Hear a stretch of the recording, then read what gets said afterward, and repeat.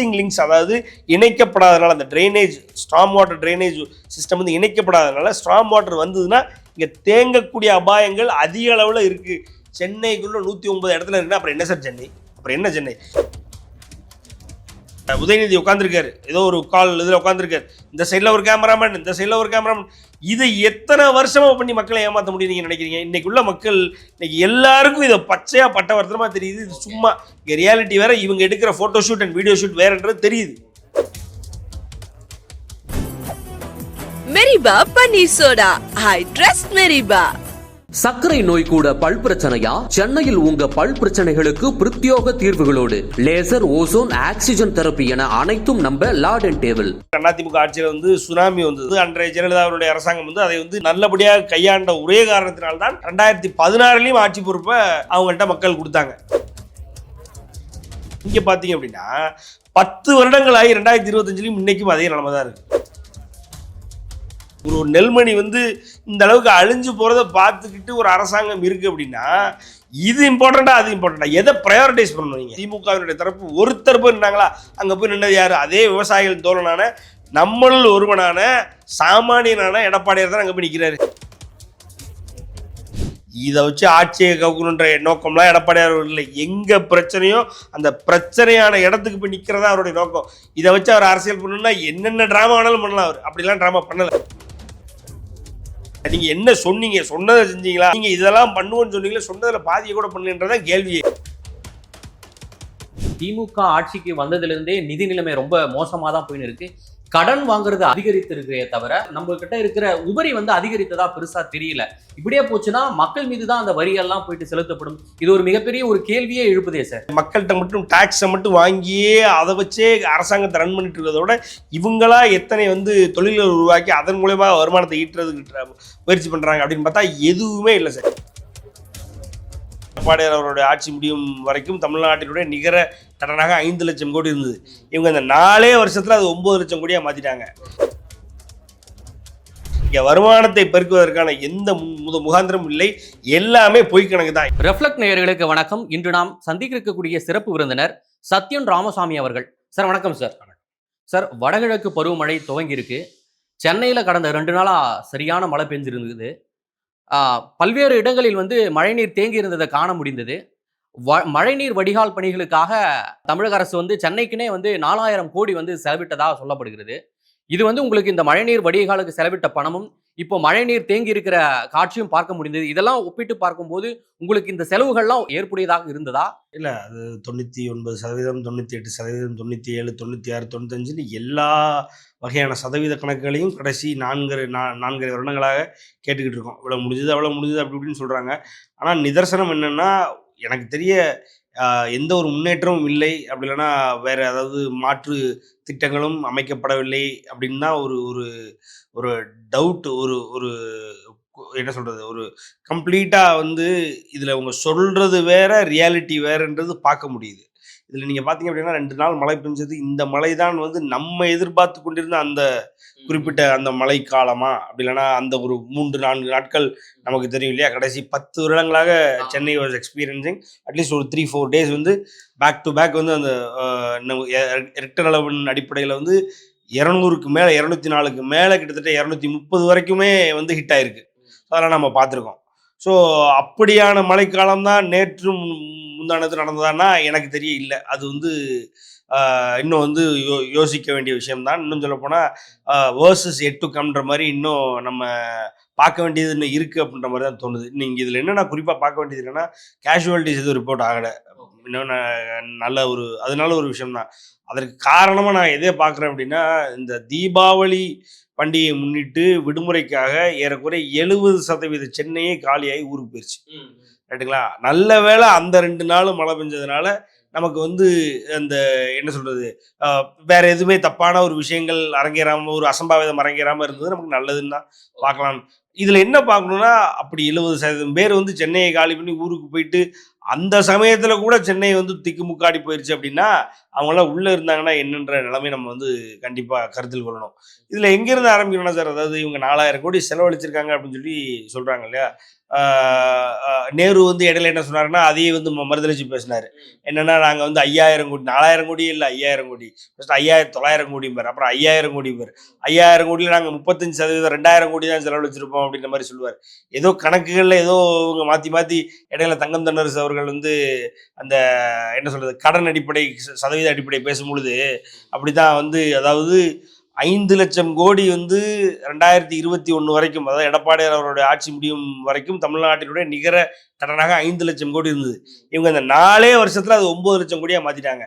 அதை வேற வேற மாதிரி, அதாவது மடைமாற்றம் செஞ்சு பேசணுன்றதுக்காண்டி சதவீத அடிப்படையில் அப்படியே போட்டு சட்டமன்றத்திலேயே வச்சு பேசி மக்களை குழப்புவார். அதே மாதிரி அன்னைக்கு நேரு அவர்களும் வந்து ஒரு இடத்துல பேசும்பொழுது 5,900 கோடி, 4,000 கோடி தான் நம்ம அனுமானிச்சோம். இது பார்த்தா 5,900 கோடி, 5,000 கோடி, அதில் 2,000 கோடி தான் செலவழிச்சிருக்கோம். மீதியெல்லாம் நம்ம வேலைப்பாட்டில் தான் இருக்குது, மீதி நாங்கள் செலவழிக்கவே இல்லை, 35% தான் செலவாயிருக்கு அப்படி இப்படின்னு சொல்லி மொத்தமும் வந்து இதில் ஒரு டிரான்ஸ்பரன்சி இல்லாமல், ஒரு வெளிப்படைத்தன்மை இல்லாமல் இருக்குது சார். நீங்கள் 2015 அந்த புயல்களின் ஆரம்பம், ஒக்கி புயல், கஜா புயல், வர்தா புயல், பியோங்யாங் புயல், அதுன்னு எல்லாமே வந்துச்சு ரைட்டுங்களா?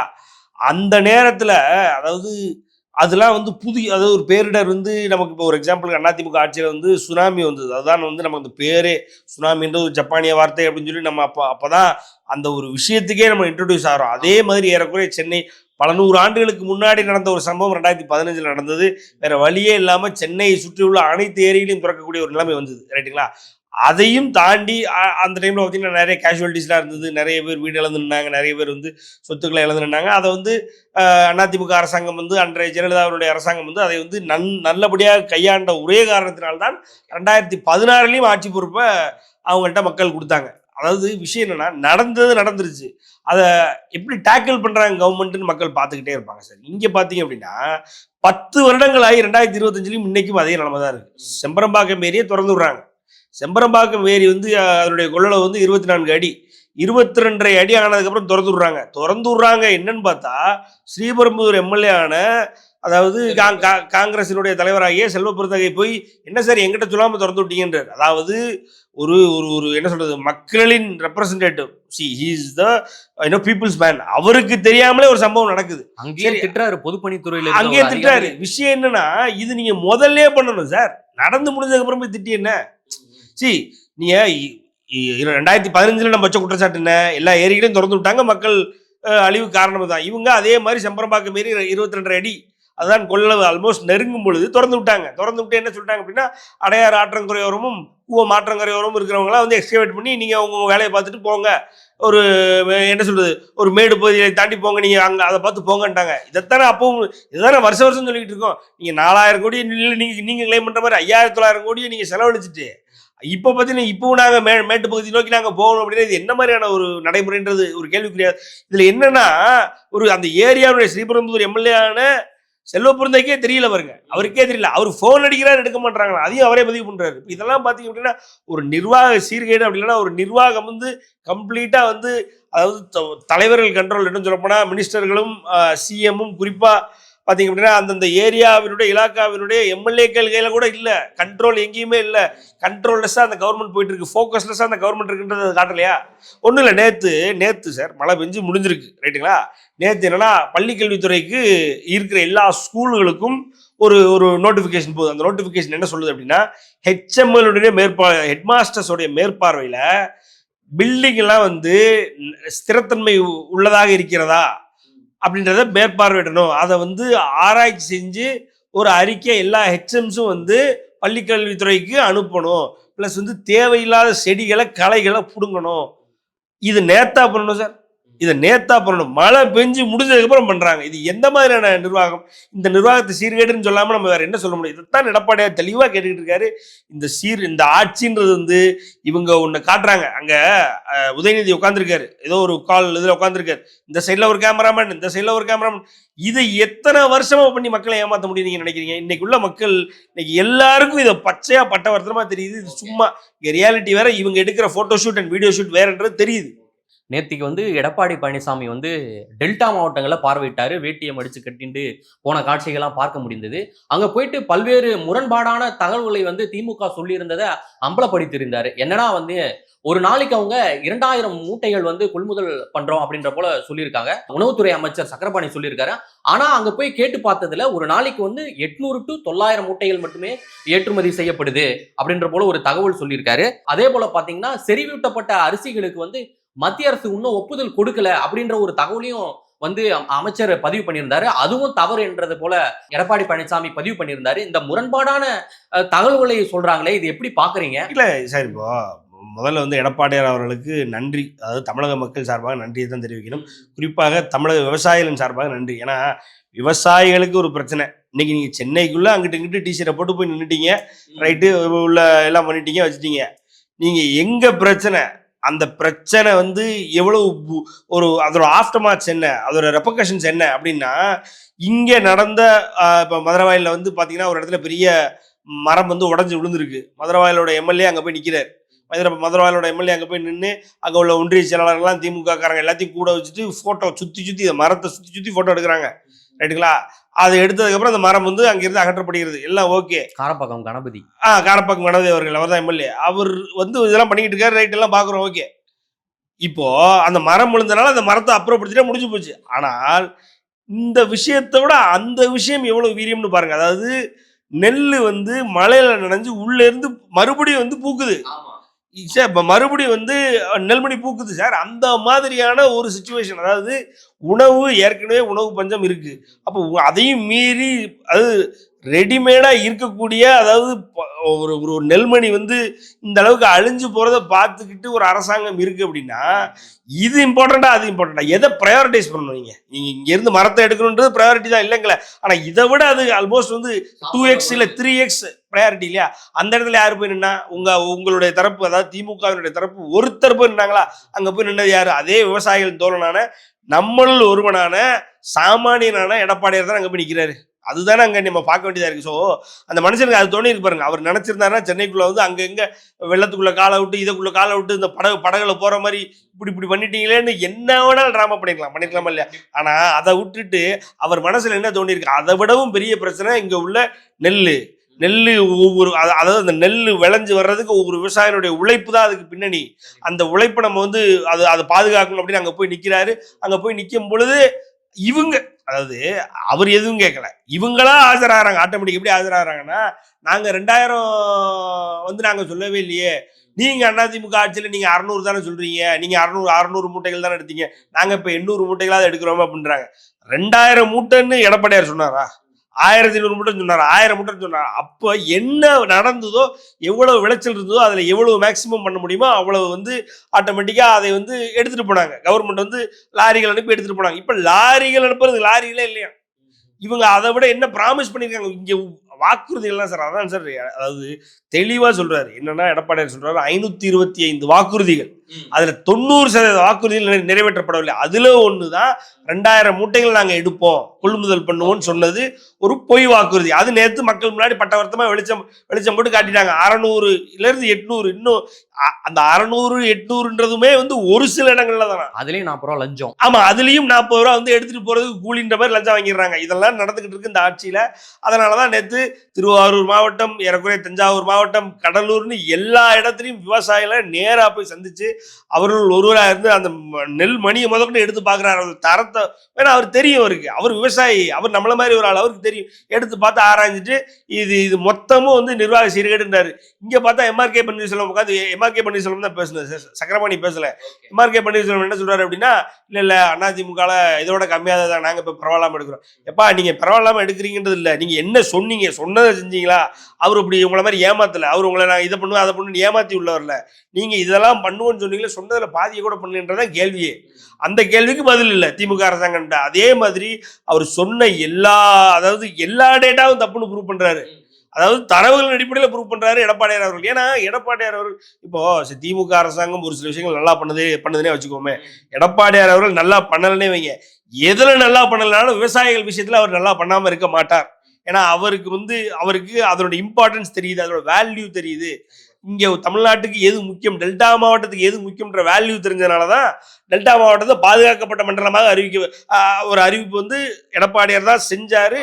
ஏன்னா அந்த சென்ஸ் இருக்கிற ஒரு மனிதனால தான் அதை பண்ண முடியும். அதனால தான் அவர் பண்றாரு. ஸோ அதனால வந்து எந்த வகையிலுமே வந்து ஏமாற்றி பிழைத்துக் கொண்டிருக்கும் இந்த திமுக அரசாங்கத்தை இன்னைக்கு மக்கள் முன்னாடி ஏறக்குறைய வெளிச்சம் போட்டு காட்டிட்டாருன்ற நான் எடப்பாடியார் அவர்கள். அதனால இது எடப்பாடியார் அதாவது நேற்று ஐயோ அங்கங்க கொஞ்சம் தான் மழை தண்ணி தேங்கி நிற்குது, இது அப்படியே எதிர்கட்சி வந்து இன்னும் சொல்ல போனா மீடியா வந்து இதை வந்து உதாரணமாக்கி ஏதோ இந்த ஆட்சியை கவுத்துறலான்னு பாக்குறாங்க அப்படி இப்படின்லாம் நேத்தே உதயநிதி அவர்கள் நம்ம பேசுறதையும், அதே மாதிரி உதயநிதியினுடைய அந்த போர் வாள்களாக அந்த சோசியல் மீடியாவில் இருக்கிறவங்களாம் ஐயோ இதை வச்சு ஏமாத்திடுவாங்களே, இதை வச்சு இந்த ஆட்சியை கவுத்துருவாங்களே, இதை வச்சு ஆட்சியை கவுக்கணுன்ற நோக்கம்லாம் எடப்பாடியார் இல்லை. எங்க பிரச்சனையோ அந்த பிரச்சனையான இடத்துக்கு போய் நிக்கிறதா அவருடைய நோக்கம். இதை வச்சு அவர் அரசியல் பண்ணணும்னா என்னென்ன டிராமா வேணாலும் பண்ணலாம். அவர் அப்படிலாம் டிராமா பண்ணல, அதுதான் உண்மை. அதனால் முதலமைச்சர் மு.க. ஸ்டாலின் வந்து தன்னை ஒரு டெல்டாக்காரன் அப்படின்றதுல அறிமுகப்படுத்தல ரொம்ப பெருமைப்படுறாரு. பல்வேறு இடத்துலயும் அவர் சொல்லியிருக்காரு. இதன் மூலம் இது வந்து ஒரு பொய்ன்னு சொல்லி அம்பலமாகிறது சார். இல்லை அதாவது இப்போ அவங்க அப்பா முதல்ல ஜெயிச்சதே குளித்தலையில இருந்தான். அவங்க அப்பா அவருடைய சொந்த ஊர் திருவாரூர் தான், டெல்டா மாவட்டக்காரர் தான். ஆனால் அந்த டெல்டாவில் இப்படி ஒரு அவலம் நடக்கும்பொழுது அங்கே இல்லாத நீங்கள் என்ன டெல்டா மாவட்டக்காரர் உங்களை நீங்கள் அறிமுகப்படுத்தி அதில் என்ன கிடைச்சிட போகுது?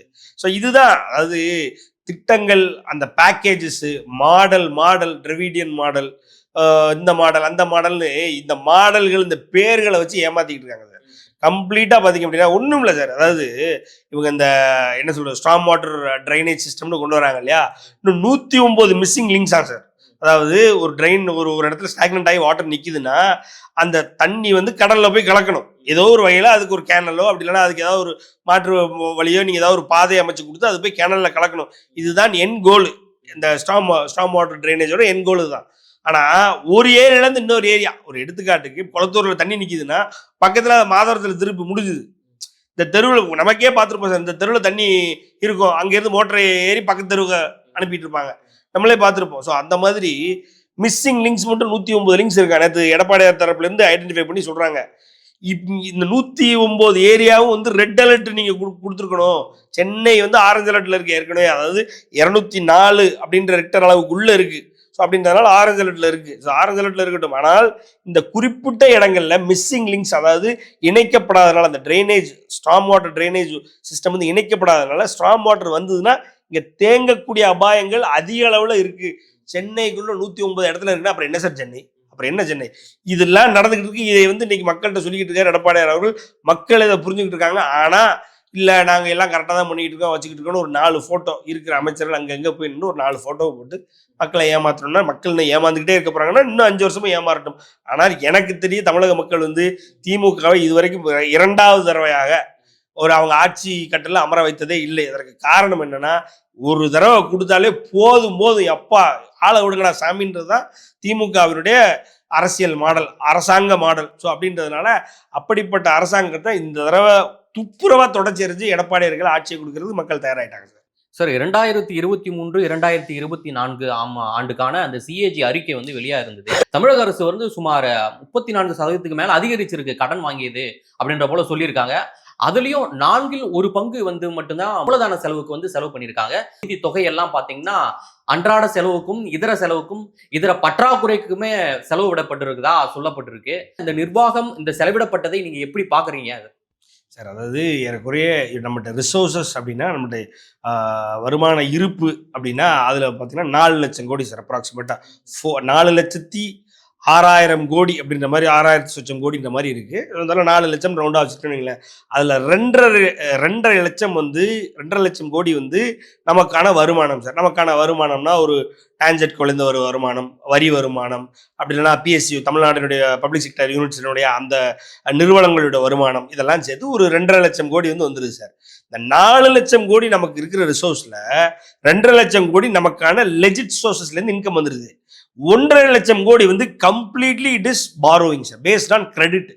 நம்ம வாங்கியிருக்கிற கடன் இந்த 4 லட்சத்துலையுமே 2 லட்சம் போக 1.5 லட்சம் வந்து கிட்டத்தட்ட 1.5 லட்சம் கோடி வந்து கடன் மூலியமாக நம்ம ரிசோர்ஸ்னு காட்டுறோம். இதுதான் உண்மை. நான் சொல்றேன், இந்த 2.5 லட்சம் கோடியில வந்து இப்போ நம்ம வந்து ஒரு ஒரு பப்ளிக் ஃபண்ட்ல வந்து டெபாசிட் பண்ணுவோம் இல்லையா, ஒரு டிஎன் பேஸ்டு செக்டர் இருக்கிற பப்ளிக் ஃபண்ட்ல டெபாசிட் பண்ணுவோம். நம்மளுடைய பிஎஃப் ஃபண்டு, நம்ம கம்பெனி வந்து நமக்காக பிடிச்சி கவர்மெண்ட்ல கொடுக்குறாங்க இல்லையா, இதெல்லாம் சேர்ந்துடும் இந்த 2.5 லட்சம் கோடியில. மீதி இருக்கிற 1.5 லட்சம் கோடி வந்து கடன் மூலியமா, இப்படித்தான் நம்ம 4 லட்சம் கோடி காட்டுறோம். 1.5 லட்சம் கோடி கடன் வாங்குறோம். நல்லா புரிஞ்சுக்கோங்க. நம்மளுடைய பிக்சட் எக்ஸ்பென்சஸே 1,63,000 கோடி. ஆக நம்ம கடனையும் தாண்டி நம்ம 4 லட்சம் கோடி காட்டுறோம் இல்லையா, அதையும் தாண்டி நம்மளுடைய என்ன சொல்றது செலவினம், அதாவது பிக்சட் எக்ஸ்பெண்டிச்சர் இருக்கு. அந்த பிக்சட் எக்ஸ்பெண்டிச்சர் அந்த 1,63,000 கோடி இருக்கு இல்லையா, அதுலயுமே பாத்தீங்க அப்படின்னா போன வருஷத்துக்கு இந்த வருஷம் 18,000 கோடி கூடி இருக்கு. 18,000 கோடி வருஷத்துக்கு மட்டும் கூடி இருக்கு. அதற்கு காரணம் என்னன்னா சேலரியில ஒரு 5,500 கோடி, பென்ஷன்ல ஒரு 6,000 கோடி, அது இல்லாம இதர சப்சிடிஸ் நிறைய அரசாங்கம் கொடுக்குது இல்லையா, அது மாதிரி இதர செலவுகளுக்கு சப்ளிமெண்டரி எய்டு அப்படின்னு நம்ம சொல்றோம் இல்லையா, அதுக்கு எல்லாத்துக்கும் சேர்த்து அது ஒரு 6,000 கோடி. ஆக 18,000 கோடி சென்ற வருடத்தினோட இந்த வருடம் கூடியிருக்கு. எதுல? பிக்சட் எக்ஸ்பெண்டிச்சர்லயே. அதுதான் உண்மை. இது இப்படி போயிட்டு இருக்குன்னு வைங்களேன். இப்ப இன்னொன்னு பாத்தீங்க அப்படின்னா, இந்த 1.5 லட்சம் கோடி கடன்றது இருக்கு இல்லையா, இந்த 1.5 லட்சம் கோடியில அதுலயே லெஜிட் பாரோயிங்ஸ் அண்ட் இல்லிஜிட் பாரோயிங்ஸ் இருக்கு சார். இப்போ ஒரு அரசா வந்து வெளியில போயிட்டு ஒரு கடன் வாங்கிட்டு வருது அப்படின்னா நீங்க ஆர்பிஐல வாங்கலாம், அப்படி இல்லைன்னா மத்திய அரசாங்கத்துல வாங்கலாம், இல்ல வேற எங்க நிலைமை வந்து தமிழக அரசாங்கம் தன் இருக்கிற அசெட்ஸை வச்சு வாங்கும், அது வேற. அது இல்லாம தன்னுடைய நிறுவனங்களின் மூலமாக, இப்ப டைட்டன் எடுத்துக்கிட்டீங்கன்னா டைட்டன் வந்து ஒரு அரசாங்கத்தினுடைய நிறுவனம். அந்த மாதிரி நிறைய நிறுவனங்கள் இருக்கு.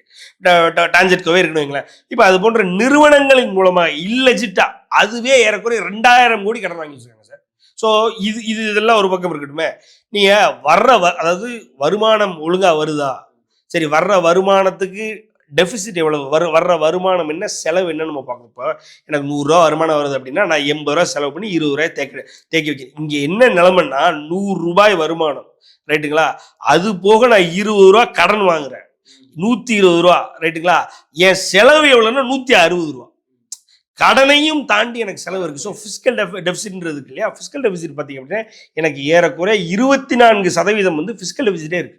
மொத்த, அதாவது எனக்கு வந்து இப்போ 24% வந்து மொத்த ஜிஎஸ்டிபியில் கிராஸ் ஸ்டேட் டொமஸ்டிக் ப்ராடக்ட் இருக்கு. ஃபார் எக்ஸாம்பிள் 30 ட்ரில்லியன் தமிழ்நாட்டினுடைய ஜிஎஸ்டிபி வந்து 30 ட்ரில்லியன்ல பார்த்தீங்க அப்படின்னா நான் ஒரு ட்ரில்லியன் எனக்கு இருந்ததுன்னா ஓகே. பட் ஆனால் 1.5 ட்ரில்லியனுக்கு மேலே எனக்கு இருக்கு டெபிசிட்டே. ஸோ இதுதான் நடந்துகிட்டு இருக்கு. இது போக பார்த்தீங்க அப்படின்னா நம்ம வர வேண்டிய தொகைகள் டான்ஜெட்கோ நிறுவனத்தில் பார்த்தீங்க அப்படின்னா அதாவது நம்ம இபி பில் பே பண்ணுறோம் இல்லையா, 1,900 சொச்சம் கோடி என்னவோ வந்து கலெக்ட் பண்ணியிருக்காங்க. அவ்வளவு நம்மகிட்ட இருந்து இபி பில்லை கலெக்ட் பண்ணிட்டு இன்னும் அதில் 500 சொச்சம் கோடி வந்து கவர்மெண்ட் அக்கௌண்ட்டுக்கே நம்ம பணம் போகலையா, அப்படியான நிலைமை. அது போக பார்த்தீங்க அப்படின்னா ஏறக்குறைய ஒரு 45 கோடிக்கு என்னமோ பட்ஜெட் அப்ரூவல் இல்லாமல் செலவு. பொதுவாக அரசாங்கம் வந்து ஒரு செலவு பண்ணணும்னா அதுக்கு முன்னாடி ஒரு பட்ஜெட் போடணும், பட்ஜெட் போட்டு அதுக்கப்புறம் டெண்டர் போடணும், அதுக்கப்புறம் தான் செலவினம்ன்ற ஸ்டார்ட் ஆகும். இங்கே பட்ஜெட் அப்ரூவல் இல்லாமல் 45 கோடி வரைக்கும் செலவு பண்ணியிருக்காங்க. அது இல்லாமல் பார்த்தீங்க அப்படின்னா இங்கே ஒரு 100லேருந்து 150 கோடி, மினிமம் 100லேருந்து 150 கோடி அதாவது ஒரு வருஷத்துக்கு இவ்வளவு அப்படின்ற மாதிரி நான் சொல்றது 100லேருந்து 150 கோடி ஒரு 350 ஒரு திட்டங்களுக்கு அட்வான்சஸ் கொடுத்துருக்காங்க. அது எதுக்குமே அதெல்லாம் அது கம்ப்ளீட்டா அன்அக்கௌண்டடா இருக்கான்.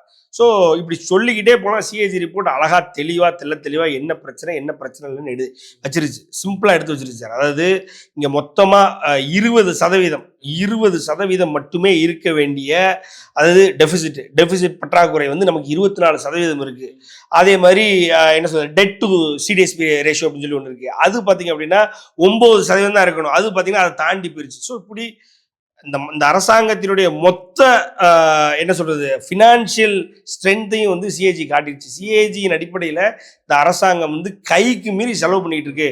இந்த அரசாங்கத்துக்கு அதாவது ஒரு தெளிவே இல்லை அப்படின்றத ரொம்ப தெளிவா எடுத்து சொல்லிருச்சு. ஸோ இதுக்கு மேல இந்த அரசாங்கத்தை நம்ம வந்து பதவியில வைக்கிறோமா இல்லையான்றது மக்கள் தான். அதுதான் எனக்கு ரொம்ப சந்தேகம். அதுதான் திமுக ஆட்சிக்கு வந்ததுல இருந்தே நிதி நிலைமை ரொம்ப மோசமா தான் போயின்னு இருக்கு. கடன் வாங்குறது அதிகரித்து இருக்கிறே தவிர நம்ம கிட்ட இருக்கிற உபரி வந்து அதிகரித்ததா பெருசா தெரியல. இப்படியே போச்சுன்னா மக்கள் மீது தான் அந்த வரியெல்லாம் போயிட்டு செலுத்தப்படும். இது ஒரு மிகப்பெரிய ஒரு கேள்வியே எழுப்புதே சார். மொத்த வருமானத்துல 20% வந்து நான் சொன்னேன் இல்லையா 4 லட்சம் கோடின்னு சொன்னேன் இல்லையா, அதுல 20% வந்து இன்ட்ரெஸ்டே பே பண்றோம் சார். இன்ட்ரெஸ்டே நம்ம 20% வருவாயே வரமாட்டே சார் நம்ம கிட்ட இருந்து. அதுதானே சார் சொல்றேன். ரெவென்யூ டெபிசிட் நமக்கு 24% இருக்கு. ரெவென்யூ நமக்கு வர வேண்டிய பணம் நமக்கு ரெவென்யூ டெபிசிட்டே 24% இருக்கு. அதுல 20% நம்மளோட வருமானத்துல இன்ட்ரெஸ்ட்டை கொண்டு பே பண்ணோம்னா நம்ம எப்படி நடத்த முடியும்? அது இல்லாம மொத்த இந்த 4 லட்சம் கோடி இருக்கு இல்லையா, 4 லட்சம் கோடியில ஏறக்குறைய 40,000 கோடி சார்.